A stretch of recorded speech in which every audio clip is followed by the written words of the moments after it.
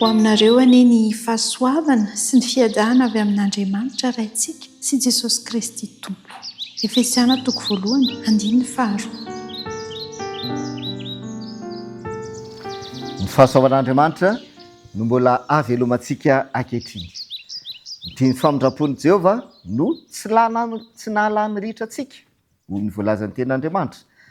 Dia tena mifandraika amin'izany indrindra ny hafatra izay omeny Tompo antsika amin'ity andro anio ity. Fahasoavana mahagaga ho aminareo anie, ny fahasoavana sy ny fiadanana avy amin'Andriamanitra raintsika sy Jesosy Kristy Tompontsika. Ho aminareo anie ny fahasoavana. Ry havana malala, fahasoavana izay omen'Andriamanitra maimaim-poana ho antsika dia ny nananganana antsika ho zanany.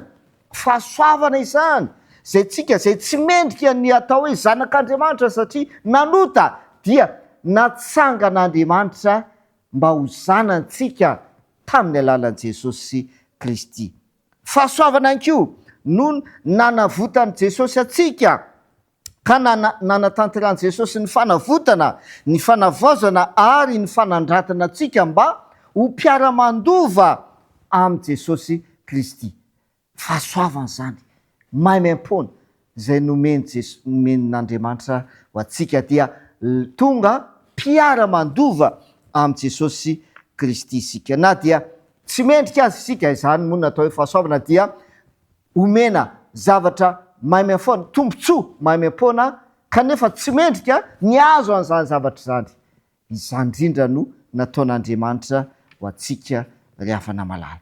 Ny fahasoavana dia toetra manokana izay ananan'Andriamanitra izy io ary asehon'Andriamanitra amin'ny olombelona izany fahasoavana izany, izay olombelona tsy mendrika an'izany akory. Tsy isika akory no mitady izany fahasoavana izany fa nomena antsika izany fahasoavana izany. Ny ten'Andriamanitra amin'ny Romanina Efesiana 2:5 sy 7 dia milaza ny ten'Andriamanitra hoe fa fahasoavana no namonjena antsika amin'ny finoana. Tsy avy amintsika ozy izy fa fanomezana avy amin'Andriamanitra. Tsy avy amin'ny asa, izany hoe tsy avy amin'ny ezaka ataontsika, fa ndrao isy irearea. Izany no fitahiana lehibe izay omen'Andriamanitra antsika amin'ity andro anio ity. Manome fahasoavana ho antsika Andriamanitra, famonjena, fanavotana, fananganana antsika na fanekena antsika ho zanak'Andriamanitra indray.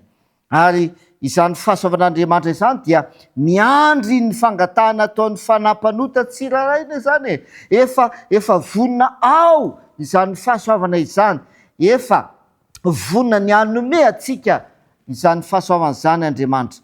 Hositraniny ireo areti-panahintsika rehetra.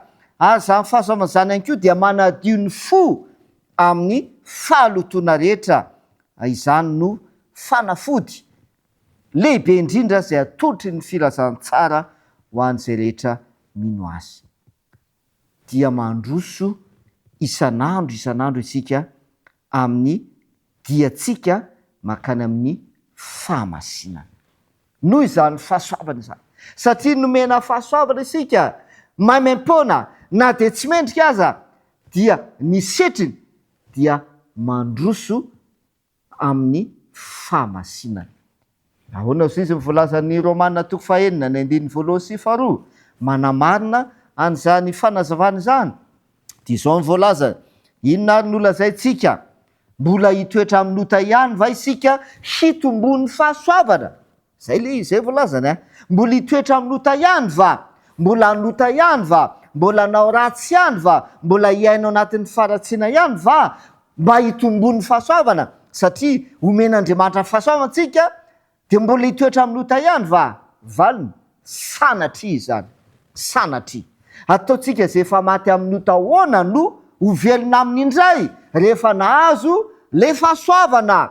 Zay, rehefa nahazo le fahasoavana, rehefa nomena le fahasoavana, dia ataontsika ahoana no mbola hivelona amin'ny ota indray.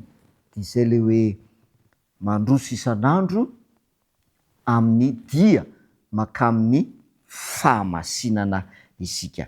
Arakaraka ny isainantsika isaintsaintsika lalina momba ireo tombontsoa ireo fitahiana zay omen'Andriamanitra atsika ry havana amin'ny lalina no ahitantsika sy atsapatsika ny famendrehan'i Jesosy Kristy sy ny halehibehan'ny solona zay nataon'i Jesosy ho atsika mba ho fanafotana ho atsika.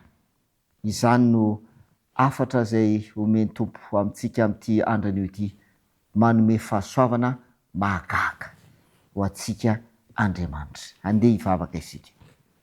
Rainay zay ny an-danitro, misaotra noho ny fahasoavana zay omenao anay.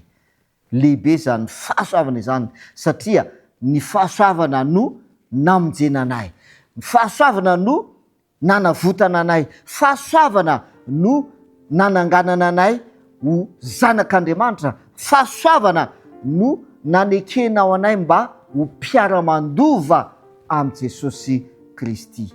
Aoka ho tanteraka eo amin'ny fiainanay zany fahasoavana izany ka handroso isan'andro izay ho amin'ny lalana mankany amin'ny fahamasinana. Amin'ny anaran'i Jesosy, amen.